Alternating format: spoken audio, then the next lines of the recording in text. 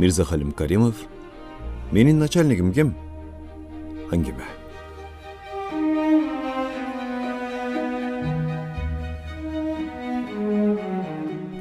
Тура 10 жылдан кейін жүк ташуучу автобазадан чыгып бөтөн жайга орношууга туура келди. Ар дайым үйдөн оолактап, алыс сапарга шашылып жүргөн жаным эми айына 300 сомдон маяна таап бере турган көк кашка зилим менен коштошууга аргасыз болдум. Сөздүн ток этер жерин айтканда, туугандар, аялым күн сайын сүйлөнө берип жүрөгүмдүн ишин алды. Элге окшоп бир начальниктин эле жеңил машинасында иштесең болот го, деп кулак мээмди жеп тынчымды алды. Акырында ач кулактан тынч кулак жүрөйүнчү деген бүтүмгө келип, автобазадан бошодум. Кадрлар бөлүмүнөн эмгек китепчемди алып чыккандан кийин гаражга кире бериш жердеги ардак тактада көп жылдардан бери чапталып турган сүрөтүм менен армандуу коштоштум. Мына ушунда сүрөтүм: кетпей эле иштеп жүрө бербейсиңби?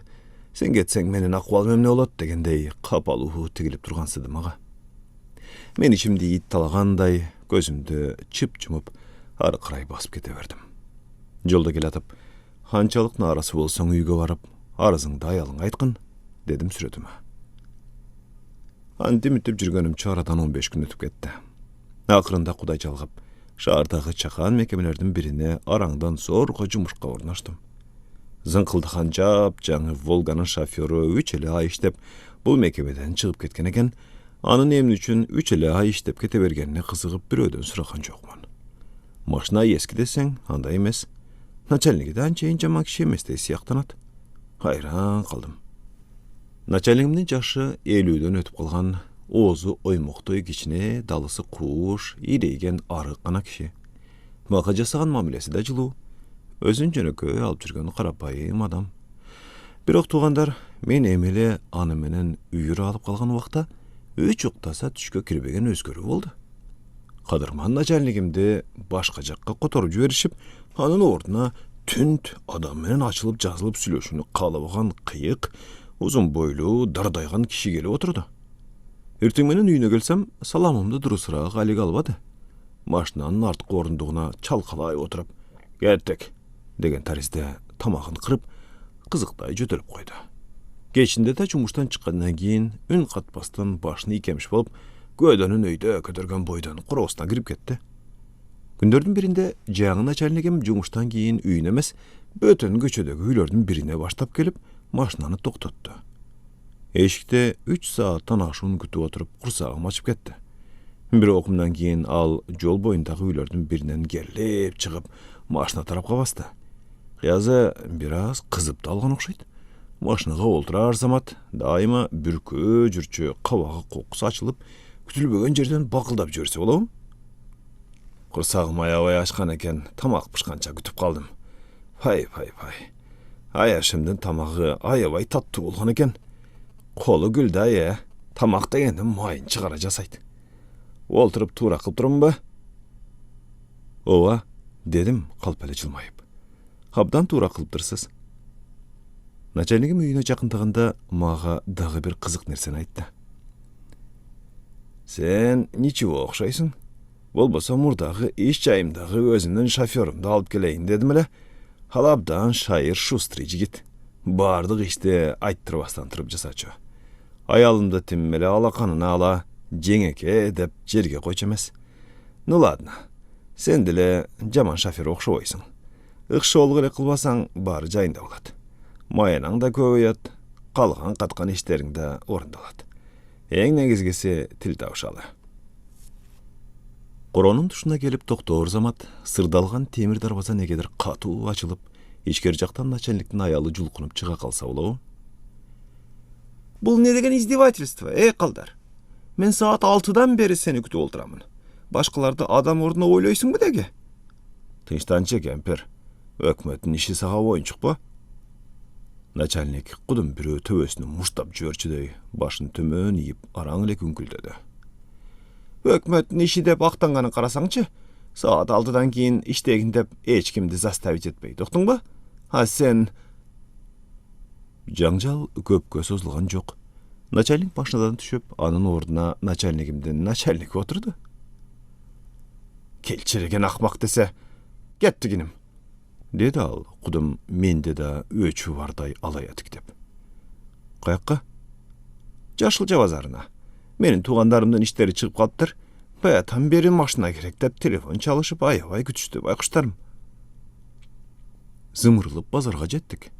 Жеңемдин туугандары базарга кире бериштеги чоң аялдамада биздин келишибизди чыдамсыздык менен күтүп отурушкан экен. Машина токтоор замат эки аял түйүндөрүн көтөрүнүп келип отурушту. Сүйлөгөн сөздөрүнө караганда алар кимдир бирөөнүкүнө батага бармакчы болгон сыяктанат. Түнкү саат 12ден өтүп калганда үйгө келсем, аялым эч агы эле каалганы бекитип, чырактарды да өчүрүп жатып алыптыр. Уйкучу неме менен түн жарымында ажылдашпайынчы деген ойдо Коронун içine бийик дубалдан ашып түштүм. Айвандагы чыракты жарытпастан акырын ичке кирип чечинип жатып алдым.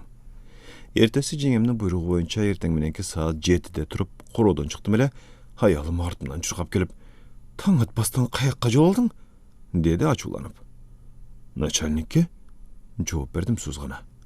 "Ай, 2 жумадан бери баланы жуундура албай сени күтөм. Деги сен үй билен ойлойсуңбу?" "Ошол да кеппи? Коңшунун кызын деле чакырсаң, балаңа бир чөмүч суу куюп берет эле го. Чынбы?" "Жок. Деги сен үйгө каралышасыңбы же? Өзүң тандаган иш эми өзүңө жакпай калдыбы?" "Эмне дейсиң? Мен мындай болорун билген эмесмин. Болбосо начальниктердин машиналарын эле айда деп 10 жылдык мээретимди күйдүрүп, эми мунусунда" ачууланган бойдон басып кеттим. Начальник көбөйгөндө адам деген ушундай орто жолдо арасат калат турбайбы? Анысын тыңшасам, мунусуна кулак салсам, анысы төбөмө жаңгак чагат. Анысын тыңшасам, мунусуна кулак салсам, анысы төбөмө жаңгак чагат. Менин курган бир башыма канча кожоюн пайда болгонун ойлосом, заманам тарып кетет. Саат 7ден 30 мүнөт өткөндө начальниктин короосунун алдында болдум. Ичкери жактан кызыл жагуу тагынган жаш кыз менен көкүлдөрүнө ак бантик байлаган кичинекей наристе чуркап чыгышып машинага отурушту. Мен дагы бирөө келер деген ойдо рульга өктөп турдум эле, артымдагы кыздардын улуусу "Эй, шофёр, кеттик" деди энесиндей буйруп. "Каякка?" Артыма кылчайып карадым. "А дегенде бул сиңдимди бакчага жеткирип, андан соң мени мектепке түшүрүп коесуз." Аларды жеткирип келсем, жеңем дарбазанын алдында ары бери басып мени карап туруптур. "Аябай күттүрдүң го" деди ал. Анан артына кайрылып, дирилдеген ичке назие күн менен кыйкырды. "Ай, Айсалкын, Эмил, булгула тезирээк." Кабинага 3 адам олтурду. Жеңемди мектепке, келини Айсалкынды ооруканага, Эмилди институтка жеткирип, эң акырында начальнигиме келдим. Ал экөөбүз ишканага саат 9:30 ченде жеттик. Бир аз тынып калдым го. Машинаны жууп тазалап коеюн деген ойдо эми эле бир чакка суу алганымды билем. Начальнигимдин катчысы капылет чакырып калды. "Шефке", деди ал сөөмөй менен арт жакка ишара кылып. Ошол замат колумду жууп начальнигиме кирип бардым. "Сен азыр жеңеңе жетип бара кой. Ал сени күтүп турат." Начальник кыска гана сүйлөп, алдындагы кагаздарга өңүлдү. Көп күндөн бери жуулбай кирдеп жаткан Волгамды катуу айдап мектептин тушуна жеткенимде, жеңем колун алга сунуп, жолумду тураду. Машинаны жолдун четине чыгардым. "Эмне мынча кечиктиң?" кекетип сурады ал. "Же чоңуң бошотподубу?" "Жок." Акырын үн каттым. "Чоңуңдан коркпа сен. Кеттик." "Кайда?" "Душанбеге." Шаардан чыгып, "Душанбе каяктасың" деп жол алдым. 4 саат дегенде араңдан зорго жеттик. Жеңем кайсы бир ресторандан бир койдун этин бүтүн алды. Мен аны көтөрүп багажникке салып койдум. Анан борборду бир сыйра чарк айланган соң артка тарттык. Алыс жолдо арып чарчап начальниктин үйүнө жеттик. Койдун этин мокок балта менен мүчөлөп, ашкана бөлмөдөгү муздаткычка жайгаштырдым. Иштин баары бүткөндөн кийин гана начальникке келдим. Начальнигим бичара көздөрү чанагынан чыгып кетчүдөй алаңдап күтүп олтуруптур. Ишкананын дарбазасынан кирип, моторду өчүрбөстөн кайра чыгып кеттим. 1 сааттан ашуун шаар аралап, начальниктин үйүнө келип токтодук. Ал дүкөндөгү бөлкө нандан жебейт экен, дайыма базардагы колдо жасалган жумшак нандан жеп жүрүп, ошого биротоло көнүп калыптыр. Экөөбүз кайра базарга барып, жумшак нан сатып алдык. Үйгө келген соң, эми барып тамактана берейин бе? Десем, сен кийин деле шамшым этип аларсың, деп койду. Арга канча, кабинада 2 саатча ысыкта какталып отурдум. Кыйладан кийин ал кара костюмун желбегей жамырып, көз айнегин тагынып чыкты. Оң жак эшикти ачып, ызаат менен күтүп алдым. Ишканага келерибиз менен чыдабастан ашканага жөнөдүм эле, жолумду турат ал. Күтө турасыңбы же? Деди ал эңилип жатып. Эмне эле, кайра келериңде бир бөтөлкө коньяк ала келсеңчи? Акча жок болсо сейфтен алып чыгып берейин.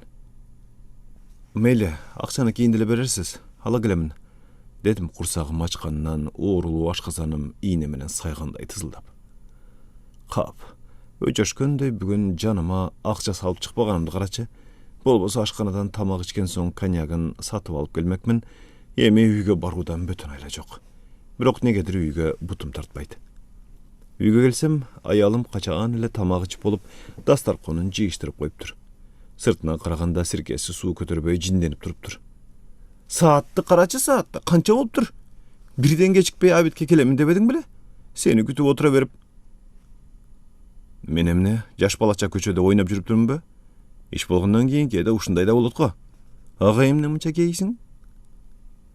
Аялымдын көңүлүн көтөрүү үчүн атайылап кошумат кылууга аракеттендим. Бүгүн биздин ишканага жогортун текшерүүчү келди. Начальниктин ошону менен башы маң болуп кечке жүрдү. Өзү да тамак ичкен жок бичара. Эч нерсени билбейм мен. Атүгүл билгим да келбейт. Обед есть обед. Мындан ары саат 1 болдубу? Жөө болсо да үйгө жетип келген. 130 сом маягыңдын жарымын ашканага төлөсөң, бала чаканы ким багат? Заманам тарып, өзүм ичим ачышты. Өзү таап орноштурган иш эми өзүнө жакпаганын карачы деп, жүрөгүм мыкшылап сумсая түштүм. Кантейин анда, өзүң айтчы. Күн кеттим. Бул ишти да таштап бөтөн жумушка орношоюмбу? Я. Чык, андай маанисиз иштин кереги эмне? Жок дегенде базарга барып майда чүйдө сатып келе албаган, өз убагында тамак ичирбеген, башкалардыкына окшоп бир пайда келтирбегенден кийин анын эмне зарылчылыгы бар? Иштен чык дедимби, чыккын. Ушу бүгүндөн кечиктирбестен арызыңды жазгын. Кудай буйрган тамагын өз маалында ичпей, машинасын аяган кандай начальник экен ал? Үйүндөгү аялына да мага окшоп кан какшап жүргөн чыгар. Шорум куруп тамакта иче албадым.